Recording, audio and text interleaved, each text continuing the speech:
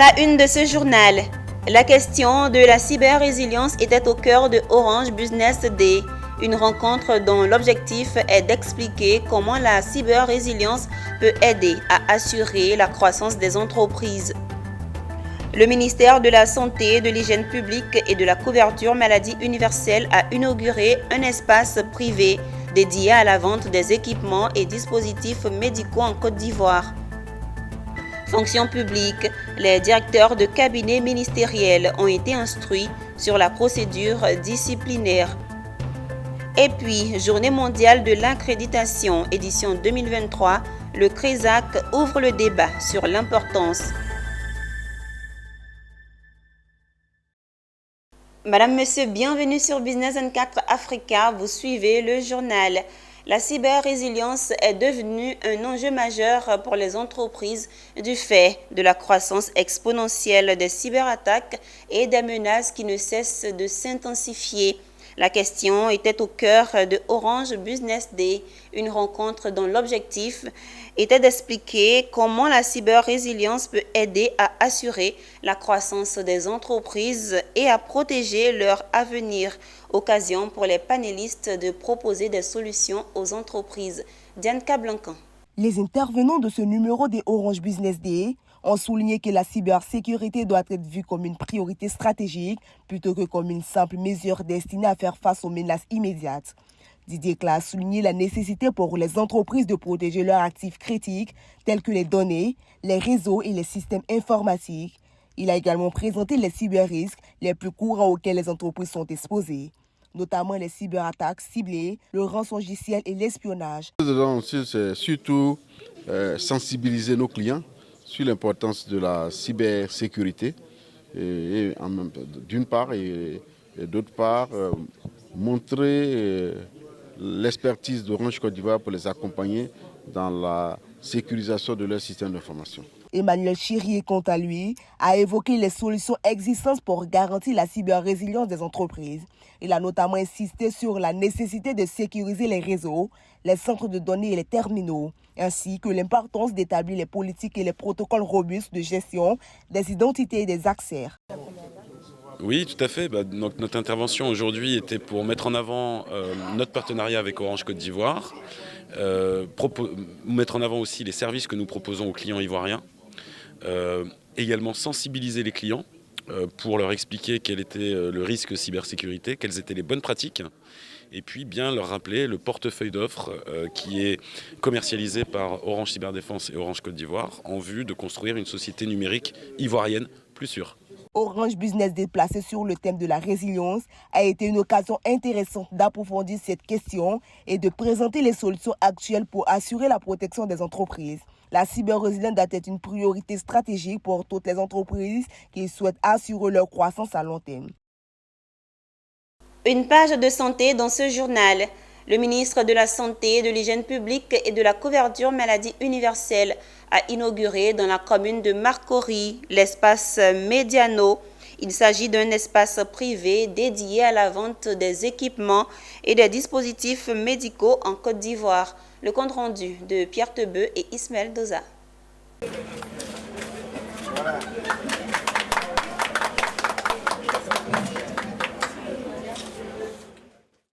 Le gouvernement a fait de la santé des Ivoiriens une de ses priorités majeures. Cela va aussi bien de la construction des centres de santé que des équipements médicaux. Si l'État fait sa part, il n'en demeure pas moins que le privé ne reste pas en marge. D'où l'inauguration de ce showroom de Mediano à la grande satisfaction du ministre de la Santé, de l'Hygiène publique et de la couverture maladie universelle. Nous travaillons avec le secteur privé à moderniser le système également. Les établissements se modernisent, se renforcent. Et je pense qu'avec ce que nous connaissons aujourd'hui au niveau du monde, avec la Covid qui nous a mis en mal donc, au niveau de l'approvisionnement, que ce soit en médicaments et en équipements, mais également les crises multiples que nous avons à travers le monde. Aujourd'hui, il est plus important que dans nos pays, nous disposons donc de services prêts à l'emploi. Mediano vient répondre aux besoins des acteurs de la santé, c'est-à-dire accompagner les professionnels de santé à se doter d'équipements médicaux de qualité. Plusieurs responsables des centres de santé, des cliniques privées et autres professionnels de la santé ont pris part à cette cérémonie d'inauguration. La première édition du Hack Tourisme Cannes 225 a été lancée lors d'une conférence de presse tenue à Abidjan. Au cours de ce lancement, les organisateurs ont présenté le concept de Hack Tourisme qui vise à utiliser les nouvelles technologies pour moderniser le secteur touristique ivoirien. L'initiative a également pour objectif de développer des solutions innovantes pour répondre aux nouveaux besoins de la clientèle et améliorer la qualité des services offerts par les entreprises du secteur. Les articulations du Hack Tourisme avec Diane Cablancan et Marius Siri. Le Hack Tourisme Cannes 225 se déroulera du 23 au 25 juin 2023 à Yamoussoukro. Ce hackathon devra mettre à la disposition du ministère du Tourisme et des Loisirs des applications qui vont permettre aux visiteurs pendant la Cannes de découvrir les sites touristiques de la Côte d'Ivoire. Les intervenants de la conférence ont souligné l'importance de ce genre d'événement pour dynamiser le secteur touristique ivoirien et encourager l'innovation. Il est de la responsabilité pour nous, dirigeants et même ministères, de créer les conditions de l'émergence et l'expression de nouvelles idées et de solutions innovantes, prenant à leur compte ce qui se fait de mieux et de plus en avant-gardiste dans le monde en termes de technologie. C'est pourquoi le ministère du Tourisme soutient et promeut de façon active les start-up et porteurs d'innovation dans le secteur du tourisme et des loisirs en Côte d'Ivoire. Le Hack Tourisme Cannes 225 se propose de mobiliser les talents et compétences des jeunes de l'écosystème numérique de Côte d'Ivoire. Je pense qu'il est important d'emblée de préciser le sens des terminologies qui sont utilisées. Le terme hackathon lui-même, il est dérivé de la combinaison des mots hack, qui peut se traduire en tant que bricoler, bidouiller, et marathon, ce qui suggère une intensité, une concentration élevée sur une période de temps limitée. Partout dans le monde et dans toutes les industries et secteurs d'activité, les hackathons sont utilisés comme plateforme pour l'expression de la créativité et de l'innovation, venant ainsi répondre à des problématiques concrètes auxquelles ces secteurs sont confrontés. Le Hack Tourisme est un événement à ne pas manquer pour les passionnés et professionnels de l'industrie du tourisme souhaitant apporter des solutions concrètes et innovantes pour les problématiques du secteur. Quand sanctionner et comment le faire de façon juste en matière de procédures disciplinaires?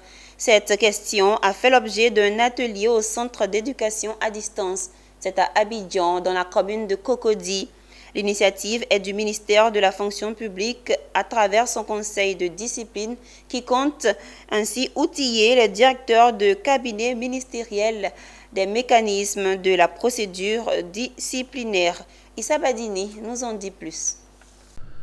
Droits et obligations du fonctionnaire, procédures disciplinaires, voilà les deux notions à décortiquer ce matin dans ces centres flambant neufs d'éducation à distance. Autour de la table, formateurs, mais aussi et surtout des directeurs de cabinets de départements ministériels venus s'enrichir sur la procédure disciplinaire. Et c'est tout là le vœu du Conseil de discipline de la fonction publique. Et conformément au statut général, les manquements légers font l'objet de procédures de premier degré et ceux qui sont d'une certaine gravité au second degré, dont Madame le ministre a en charge. Et les directeurs de cabinet, en venant s'imprégner de la procédure, cela va leur permettre déjà au niveau des sanctions du premier degré de mieux adresser le dossier et même quand il s'agit des sanctions de second degré, mieux faire les procédures pour que tant le ministre de tutelle comme Madame le ministre de la fonction publique soient à l'aise dans l'application des tests qui existent et qui sont bel et bien dans notre ordonnancement juridique. Familiarisation aux bonnes pratiques dans le déclenchement de la procédure disciplinaire et pour surtout mettre fin à la culture du silence, le laxisme et la peur des représailles, comme l'a souligné le directeur de cabinet du ministre de la fonction publique à cette occasion. Et pour les bénéficiaires, Cet atelier vient à point nommé. Il s'agit, disons, de donner aux acteurs de l'administration, aux décideurs, les armes nécessaires pour rétablir la discipline dans nos administrations. C'est toujours bon parce que ce type de formation nous permet d'avoir tous les outils qui nous permettront de faire face aux différentes difficultés que nous avons avec les agents au niveau de nos cabinets. De cet atelier, le Conseil de discipline, faut-il le rappeler, une structure consultative rattachée au cabinet du ministre chargé de la fonction publique. Son rôle, assister le ministre sur toutes les questions disciplinaires. Il est composé de 6 à 9 membres maximum, dont un président et un vice-président. Une page culturelle dans ce journal. Au-delà des métiers d'enseignants, les langues étrangères peuvent jouer un rôle central dans la découverte, l'identification et le stockage de nouvelles connaissances. Elles facilitent également les communications entre différentes cultures, d'où l'organisation de la première édition de la Foire internationale des langues en Côte d'Ivoire. L'objectif est d'inciter les Ivoiriens à s'intéresser aux langues étrangères pour leur épanouissement. Jekou de Silva et Richard Akeke. Ils sont venus des différentes communes d'Abidjan, jeunes élèves, étudiants et même des travailleurs. Objectif, prendre part à la première édition de la Foire internationale des langues étrangères. Vous savez, aujourd'hui, l'importance des langues étrangères n'est plus à démontrer. Tant ces langues étrangères-là permettent d'avoir des opportunités aussi bien en Côte d'Ivoire qu'à l'étranger. Donc c'est de mettre en valeur vraiment ces langues étrangères, les opportunités qu'il y a à saisir dans ces langues étrangères et aussi valoriser tout ce qui est comme cabinet de langue, institut de langue, université de langue, département de langue et aussi les études. Et le cas le plus pratique de la première édition, c'est celui d'Antoinette Botti, consul honoraire du Royaume de Norvège. La langue n'a pas de couleur. Quand on parle une langue, je disais tout à l'heure que quand je parle avec les Norvégiens, ce n'est pas la couleur de ma peau qu'ils regardent, ils regardent ce que je dis. Donc la langue a vraiment beaucoup d'avantages. Non, le message que je lance ici, c'est que les Ivoiriens, la jeune génération, doit se mettre à étudier les langues. À cette foire, plusieurs structures étaient là pour apporter leur expertise aux visiteurs. En Côte d'Ivoire, on développe une relation très importante vu que la Côte d'Ivoire, c'est le premier pays au monde, en Afrique, dans tout le continent africain, c'est le premier pays en enseignement d'espagnol. Vu la qualité des visiteurs durant les 3 jours, l'on peut affirmer sans se tromper que la première édition de la Foire internationale des langues étrangères d'Abidjan a tenu toutes ses promesses. Le vendredi 9 juin 2023, le monde entier a commémoré la Journée internationale de l'accréditation. En Côte d'Ivoire, cette célébration a tourné autour du thème « Accréditation, soutenir l'avenir du commerce ». Organisée par le Centre régional d'évaluation en éducation, environnement, santé et d'accréditation en Afrique, la JMA 2023 visait à faire comprendre l'importance de l'accréditation dans le développement du commerce. Le témoignage de Konina Nourgo et Doumbia Ayouba. Le monde a marqué un arrêt ce 9 juin 2023 pour commémorer la Journée mondiale de l'accréditation JIMA. Même si le thème accréditation, soutenir l'avenir du commerce mondial n'était pas moins croustillant, le CRESAC a préféré tabler cette journée autour des enjeux de l'accréditation dans le secteur de la santé et de l'éducation, une manière d'inviter à la recherche de la qualité. Le monde aujourd'hui est en pleine mutation, mesdames et messieurs. La qualité est au cœur de toute activité. Notre existence en dépend. Les organismes d'accréditation et les différents acteurs du secteur de la qualité ont le devoir de travailler à relever le défi du combat pour la qualité et le bien-être de nos concitoyens et populations. Je reste convaincu que les forums, d'autres diront les forats, comme ceux-ci, finiront par nous aider à prendre, le plus tôt serait le mieux, le dessus sur les tâtonnements, les balbutiements et autres approximations néfastes à l'atteinte de notre objectif commun, à savoir se tourner résolument vers la qualité. Ces deux secteurs, devoirs régaliens de l'État, constituent en effet les socles sur lesquels nous avons l'impérieux devoir de faire en sorte qu'il prospère. Je voudrais à cet égard exprimer ma gratitude envers le CRESAC qui, à l'occasion des Journées mondiales, a toujours su mobiliser les différentes communautés concernées. Les conférences de cette journée mondiale de l'accréditation ont été animées par les professeurs Mireille Dessau de l'Institut Pasteur et Bonnie Jean-Sylvain. À travers les différentes interventions, l'on a pu apercevoir l'importance de l'accréditation dans la santé et l'éducation, car elle diminue les risques, réduit les coûts et améliore la réputation comme la norme ISO 15189. L'accréditation augmente également l'efficacité et la productivité. Une page sur le renforcement de capacités dans ce journal. L'Institut national de formation des agents de santé a initié un atelier de formation de son personnel. Cette action vise à redynamiser la formation des agents de santé et renforcer leurs compétences en gestion d'une plateforme numérique. Eunice Bogou et Nicolas Ngwa pour le compte rendu. Dans cette salle de formation de l'Institution nationale des agents de santé, un bloc opératoire de circonstances et de mannequins comme patients. Au cours de cette formation, des formateurs, tous professionnels médicaux chevronnés, les étudiants de l'INFAS assistant aux différentes démonstrations et pour l'occasion, des formateurs sont venus du Canada pour apporter leur savoir-faire médical aux étudiants de l'INFAS. Déjà une vingtaine de formateurs qui sont en formation toute la semaine, qui vont vraiment se familiariser avec cette nouvelle approche pédagogique là, qui consiste à utiliser la simulation à haute fidélité. Donc, c'est des agents qui vont être des agents multiplicateurs. Donc, le bienfait du projet, c'est que ça ne va pas s'arrêter à une vingtaine de personnes de former, mais les formateurs vont ensuite pouvoir réinvestir auprès de leurs étudiants cette nouvelle approche pédagogique-là et former beaucoup plus de monde. Nous avons estimé que si nous développons, n'est-ce pas, l'approche pédagogique qu'on appelle la pédagogie par la simulation, nous pouvons améliorer la situation, nous pouvons atteindre les objectifs de qualité des soins. La simulation, c'est quoi? C'est pratiquement un pont entre le malade et la théorie que nous faisons à l'école.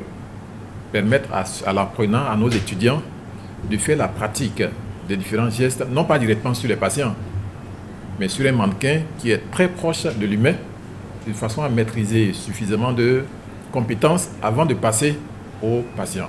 L'Institut national des agents de santé, l'INFAS, est une institution de formation des infirmiers, des sages-femmes, des kinésithérapeutes et des techniciens supérieurs de santé. La formation dure 3 ans. L'Université libérale a ouvert ses portes à Abidjan, précisément dans la commune du Plateau. Cette première édition avait pour thème « Mutations politiques et économiques mondiales, menaces sur les libertés ». La rencontre vise à approfondir le débat sur les impacts de la géopolitique spatiale sur la Côte d'Ivoire et de proposer des orientations géostratégiques et libérales qui assurent le développement de la Côte d'Ivoire et ses choix de société ouverte. Le récit de Lizzie Yao. Le thème de cette première édition de l'Université libérale est d'actualité, mutations politiques et économiques mondiales, menaces sur les libertés. Pour Sidi Tiemoko Touré, ministre des Ressources animales et halieutiques et membre fondateur du Centre d'études prospectives CEP, il est bon d'aborder les approches idéologiques des mutations mondiales sur le modèle de société libre et démocratique. Cette réflexion prend en compte les défis géostratégiques de la Côte d'Ivoire dans la crise internationale et dans la sous-région ouest-africaine. Dans le cadre de l'Université libérale d'Abidjan, il sera question d'aborder les approches idéologiques de mutation mondiale sur le modèle des sociétés libres et démocratiques et les défis géostratégiques de la Côte d'Ivoire dans la crise internationale et dans la sous-région ouest africaine. Vous savez, la Côte d'Ivoire se trouve aujourd'hui à la croisée des chemins. L'alliance économique entamée en 2012 devrait pouvoir se consolider dans les années à venir et favoriser la transformation structurelle de l'économie. Cependant, des défis en matière de risques sociaux, politiques et des libertés économiques pour favoriser le développement restent encore à relever. Pour Joachim Holden, directeur Afrique de l'Ouest de la Fondation Friedrich Neumann, Les avantages du libéralisme sont énormes pour la maturation des démocraties africaines. Pour un pays comme la Côte d'Ivoire, qui a choisi l'ouverture sur le monde depuis son indépendance, il est bon pour les libéraux de défendre l'état de droit tout en maintenant une société ouverte face aux transformations en cours. Une idée géniale et pensée à point nommé par notre grand ami libéral Sidi Touré et organisée par le think tank qu'il dirige, le Centre d'études prospectives avec l'appui de la Fondation Friedrich Naumann pour la liberté. Cette première édition de l'Université libérale est à l'initiative du Centre d'études prospectives avec l'appui de la Fondation Friedrich Naumann, un forum de dialogue politique qui a vu la participation de Pascal Affi-N'Guessan, président du FPI, Front populaire ivoirien.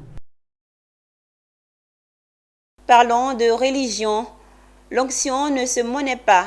C'est le thème d'une conférence donnée récemment par l'apôtre Blandine Esther Oya, présidente fondatrice de l'église EEVAS, et ce à l'occasion de la tribune Spiritualité en action, initiative du réseau des journalistes professionnels pour la promotion de l'équité ministérielle religieuse. Issa Badini et Ismaël Doza y étaient. Dans Matthieu 10, chapitre 8, il est dit que nous avons reçu gratuitement et nous devons donner gratuitement. C'est sur cette déclaration biblique que l'apôtre Blandine Esther Oya s'est appuyé pour étayer sa thèse, sinon le thème de la tribune, l'onction ne se monnaie pas. Une heure et demie d'échange avec les hommes et femmes des médias et bien évidemment d'église sur un sujet non moins d'actualité. Et la responsable de l'église EEVAS est catégorique. L'onction ne se monnaie pas. C'est une affirmation mais qui est biblique. On l'a dit qu'on a reçu gratuitement, qu'on doit donner gratuitement. On n'a pas à vendre tout. C'est-à-dire que tu as un don spirituel, il faut le mettre à disposition du peuple. Et puis maintenant, quand eux, ils sont multipliés, ils sont bénis, en retour, ils vont venir te bénir. Mais tu n'as pas à tout vendre, c'est pas bon. Donner gratuitement ce que vous avez reçu gratuitement. Cependant, il est aussi dit dans la Bible que l'ouvrier mérite son salaire, souligne la présidente fondatrice des églises EEVAS. Toutefois, j'aimerais nuancer mon propos. En même temps que notre Seigneur ordonne de ne pas donner monnayant de l'argent, il fait une affirmation intéressante quand il dit « L'ouvrier mérite sa nourriture » dans Matthieu 10, verset 10. Une thèse et ainsi une antithèse pour enfin formuler une synthèse sous forme d'appel aux hommes et femmes de l'Église quant à la nécessité de servir et non se servir. L'onction ne se monnaie pas. L'idée est du réseau PEM, réseau des journalistes professionnels pour la promotion de l'éthique ministérielle religieuse, dans sa tribune La spiritualité en action, qui ainsi compte contribuer à la pratique d'une foi consciencieuse. Aujourd'hui, on voit qu'il y a entre griffes beaucoup de faux hommes de Dieu. Et on ne sait pas, à vue d'œil, on ne peut pas savoir qui est le vrai homme de Dieu et le faux homme de Dieu. Et cette conférence vient éclairer notre lanterne sur des sujets pour la morale religieuse. Le réseau PEM, initiateur de la tribune, quant à lui, est créé il y a moins d'un an et regroupe une cinquantaine de journalistes professionnels. Rendons-nous à Yamoussoukro, capitale politique de la Côte d'Ivoire. Des centaines d'élèves ont assisté à l'apothéose du concours Sketch initié par SOS Village d'enfants de Yamoussoukro pour initier les adolescents du district à vivre une sexualité responsable et les encadrer afin d'éviter les grossesses en cours de scolarité. Ce concours a mis en compétition une dizaine d'établissements secondaires de Yamoussoukro dont les acteurs ont rivalisé de créativité pour atteindre l'objectif de convaincre de la place essentielle de la communication pour une sexualité responsable des jeunes. Avant cette rencontre, plusieurs séances de sensibilisation de masse ont été effectuées dans les écoles du district autonome de Yamoussoukro. Comme vous le savez, la question des grossesses précoces, des grossesses, je dirais, en cours de scolarité, est un fléau qui mine notre système éducatif, en plus de certains autres fléaux. Mais pour l'heure, nous nous intéressons aux grossesses en cours de scolarité. Vous savez que, comme on le dit, l'on périt par ignorance. Et très souvent, nos élèves, filles, périssent, je peux le dire, par ignorance. Au-delà du concours et du message sur l'éducation sexuelle, les élèves ont fait montre de leurs valeurs artistiques et les meilleurs établissements sont repartis avec des trophées. Vraiment très heureux, très content, car c'est une compétition instructive qui permet aux enfants d'avoir une vie saine au niveau sexuel. Et la communication surtout est en tout cas la bienvenue. Alors nous disons aux élèves de se concentrer sur l'utile. Et l'utile, c'est les études. Il faut signaler que SOS Village d'enfants est une organisation internationale qui agit dans le domaine de la protection des droits des enfants. C'était un reportage signé Charles Kouakou et commenté par Pierre Tebeu. Les lampions se sont éteints sur la première édition du concours d'art oratoire dénommé La beauté intellectuelle de la Bagoué. Sur ces 6 candidates au départ, ce sont 12 élites, dont 4 filles de chaque département qui se sont affrontées à la phase finale.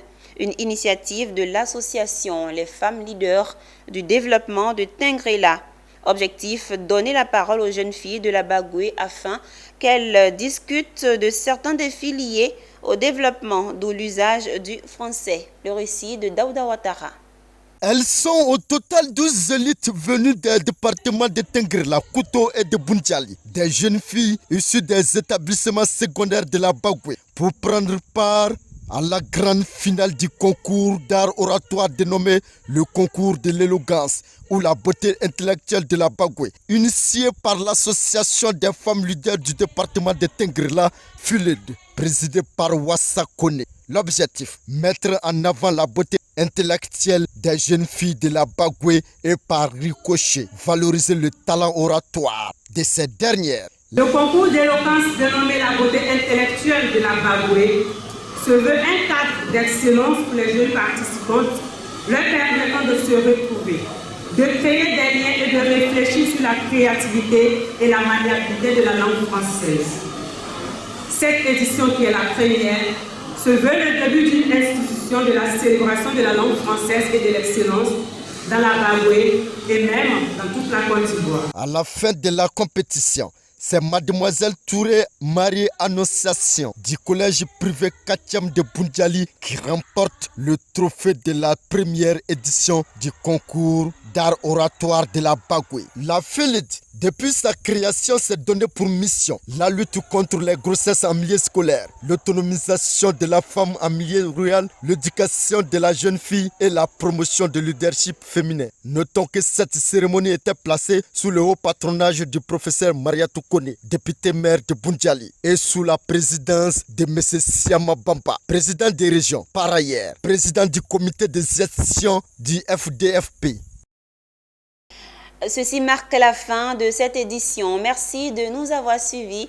Les programmes se poursuivent sur Business 24 Africa, votre télé utile.